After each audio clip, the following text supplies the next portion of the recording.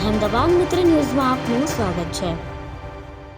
સુરતના ભેસ્તાન વિસ્તારમાંથી એક અત્યંત ગમખ્વાર અને હૃદયને હચમચાવી મૂકે તેવી અકસ્માતની ઘટના સામે આવી છે। પવિત્ર મોહરમના તહેવાર નિમિત્તે 22 વર્ષીય રૂક્ષાન ઇમરાન સૈયદ પોતાની દીકરીઓ સાથે માતાના ઘરે ગઈ હતી। તહેવારની ખુશીઓ મનાવી જ્યારે તે પોતાના ભાઈ સાથે સાસરે પરત ફરી રહી હતી ત્યારે કાર બની આવેલ એક બેફામ ડમ્પરે તેમની મોપેડની અડફેટે લીધી। આ કરુણ દુર્ઘટનામાં રૂક્ષાન અને તેની 3 વર્ષની માસૂમ દીકરી જૈનમનું ઘટના સ્થળે જ કમકમાટીભર્યું મોત નીપજ્યું, જેના કારણે તહેવારનો માહોલ પલભરમાં માતમમાં ફેરવાઈ ગયો। અકસ્માત એટલો ભયાનક હતો કે ડમ્પરના તોતિંગ વ્હીલ નીચે આવી જવાથી માતા રૂક્ષાન અને માસૂમ જૈનમે સ્થળ પર જ દમ તોડી દીધો। ઘટનાને પગલે આસપાસના લોકોના ટોળા એકઠા થઈ ગયા હતા।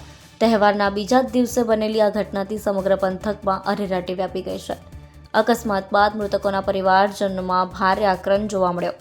સિવિલ હોસ્પિટલના પોસ્ટમોર્ટમ રૂમ બહાર પરિવારના હૈયાફાટ રુદનથી ત્યાં હાજર તમામ લોકોની આંખો ભીની થઈ ગઈ હતી। આ ભયાનક અને કાળજું કંપાવી દેતી દુર્ઘટના વચ્ચે એક ચમત્કાર પણ જોવા મળ્યો। અકસ્માત સમયે મોપેડ પર રૂક્ષાનનો ભાઈ અને તેની 4 વર્ષની મોટી દીકરી હાઈકા પણ સવાર હતા।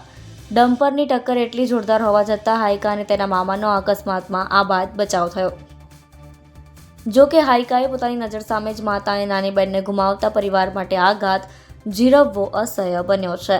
મૃતક રૂક્ષાનના પતિ ઇમરાન સૈયદ કાપડના વેપાર સાથે સંકળાયેલ છે। હોસ્પિટલના પીએમ રૂમ બહાર ઘેરા શોકમાં ડૂબેલા ઇમરાનને રડતા રડતા પોતાની અસહ્ય વેદના ઠાલવી।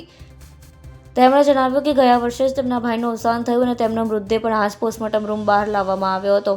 આ વર્ષે ફરી કુદરતે તેમની પર વજ્રઘાત કર્યો છે અને આજે તેમની પત્ની અને વાલસોઈ દીકરીના મૃતદેહ લાવવા પડ્યા છે। 1 વર્ષની અંદર જ પરિવારે 2 મોટા આઘાત સહન કરવાનો વારો આવ્યો છે। ઘટનાની જાણ થતાં જ ભેસ્તાન પોલીસે તાત્કાલિક દોડી આવી ગુનો નોંધી ડમ્પર ચાલકની અટકાયત કરી અને આગળની કાયદેસરની કાર્યવાહી હાથ ધરી। અહેમદાબાદ મિત્ર ન્યૂઝની યુટ્યુબ ચેનલને સબસ્ક્રાઇબ કરો અને બેલ આઇકોન જરૂરથી દબાવો, જેથી દરેક મહત્ત્વના વિડીયોની નોટિફિકેશન તમને મળતી રહે।